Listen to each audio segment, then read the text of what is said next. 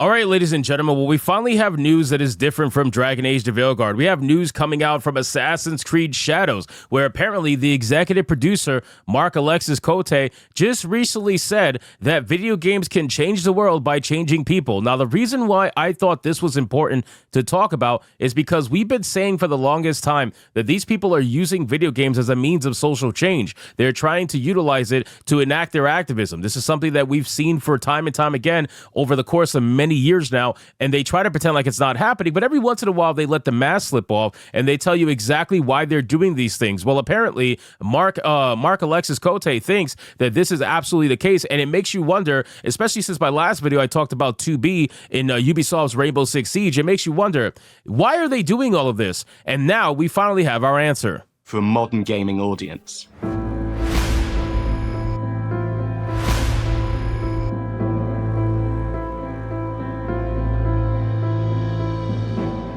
Now, again, ladies and gentlemen, anybody with a brain absolutely saw the truth on the wall, right? We saw this from a mile away. We already know that when these companies are ideologically driven and they have ideological psychopaths working with them and people that they hire under DEI hiring practices, we already know that they are going to do this kind of stuff. They hire these people for a reason. They don't hire them based off their skill. They don't hire them based off their merit. They hire them based off what activism they can push that will further the cause of the company. It's very clear that Ubisoft has a cause that they want to push, and that cause could be a multitude of things, right? It's not just necessarily gay or trans or whatever, but you got to admit and sit there and look at the writing on the wall and admit this is absolutely a thing. This is the same company. I want to keep in mind, the same company that's making Assassin's Creed Shadows is the same company that made this creature. Okay, I want you guys to realize this. This creature was made by the same company that currently is making Assassin's Creed Shadows. So let's get into this article, guys, from Phantom Pulse. But of course, before we do,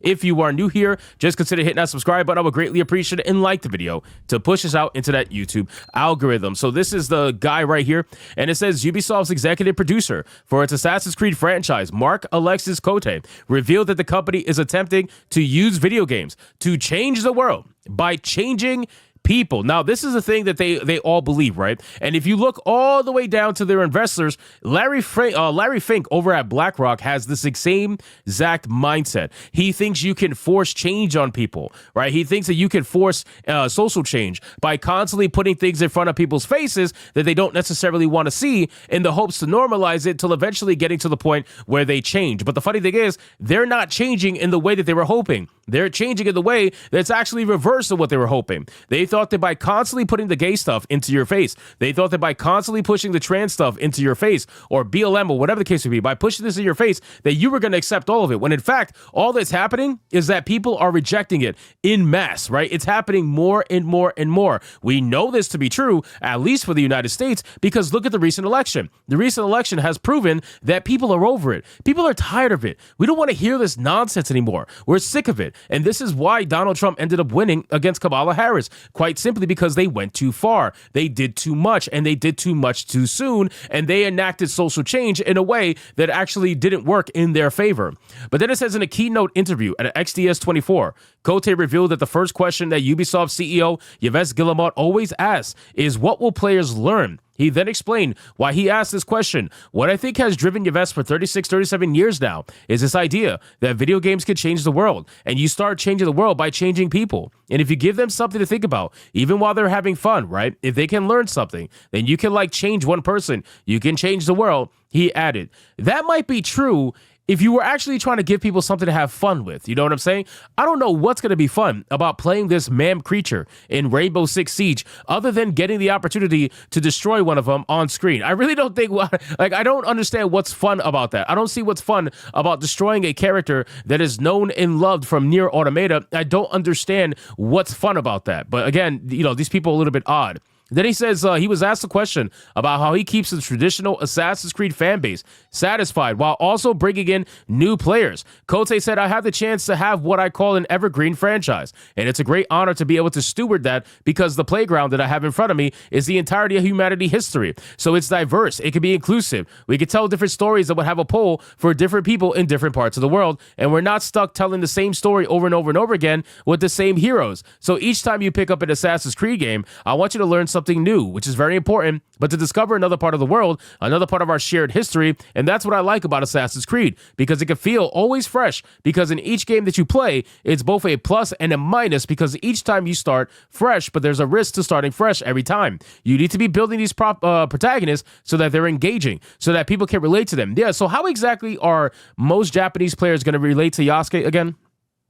Anybody have an idea? Like, exactly how are Japanese players going to relate to Yasuke? I understand that Yasuke was a actual historical figure in Japan for about 15 months. He was there. I totally get that. He was the retainer for Nobunaga. Totally get that. I understand that there are Western people that desperately want him to be an actual samurai because they believe the lies that Thomas Lockley told in his book that he based off of a Wikipedia page that he himself edited. But that's neither here nor there. We're not even going to bother getting into that. I understand they so desperately want that to be true, but at the end of the day, it wasn't. And again, nobody will have a problem with displaying him as a samurai as long as you acknowledge that it's fictional and this is not, real, and this is kind of like a folklore retelling of Yasuke, which, by the way, the Japanese have in fact done themselves multiple times. They never once said he was a real samurai, but they did essentially treat him like a folklore character and made him into whatever they wanted to make him into. And they made him usually side character, or they made him an unlockable, extra character, whatever the case may be, whatever. That's different ways of handling it, but none of them have done what Ubisoft has done, which makes him a prominent figure, make him be the entirety of all of Japan, and make the entire storytelling of Japan in Assassin's Creed Shadows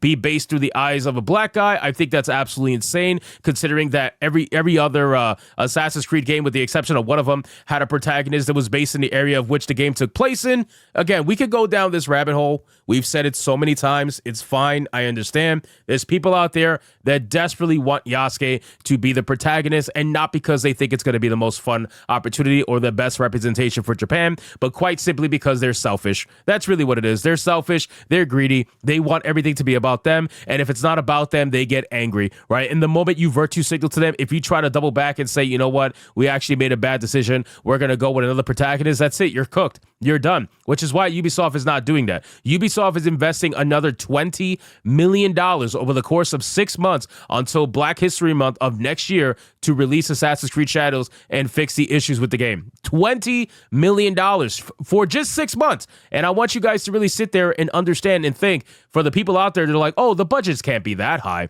They can't be that high for these video games. $20 million in 6 months. Extrapolate that. Right? That's $40 million in a year. Then you take $40 million and you times it by 5-6 years of development. Now you have how much these games cost. It's absolutely insane. Speaking specifically to Assassin's Creed Shadows, he said, I think that's one of the things that people will notice, starting with Shadows, is that we tried to make the franchise more welcoming by focusing differently on, because Assassin's Creed is 2 stories at the same time. It's always been that way. You've got the present day, so that's how you're going to go into the past as its own story, and you have the past itself. So we bundle those 2 stories very differently for Shadows that would allow us to have more flexibility into the future to make the franchise more welcoming. So we avoid the Star Wars issues like, whoa, who's the dude with the black helmet? And try to make it more about your own experience within the franchise, he said.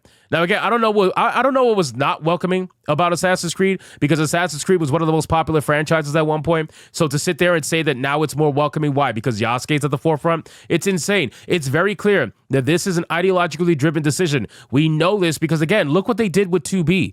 2B is such an obvious fucking example of what Ubisoft is trying to do with their video games. I don't think anybody should be sitting there questioning what Ubisoft is trying to do with their games. So at this point, I have no hope for Assassin's Creed Shadows. Never did. Definitely don't do now. And it's just going to be another example of what happens when you make a dumbass decision and then you want to die by the sword of it. So anyway, guys, thank you so much for watching this video. Hope you did enjoy it. If you did, consider leaving me a subscribe. I would greatly appreciate it. Don't forget to like the video, comment, let me know what you thought, and I'll see you guys on the next one. Hypnotic out.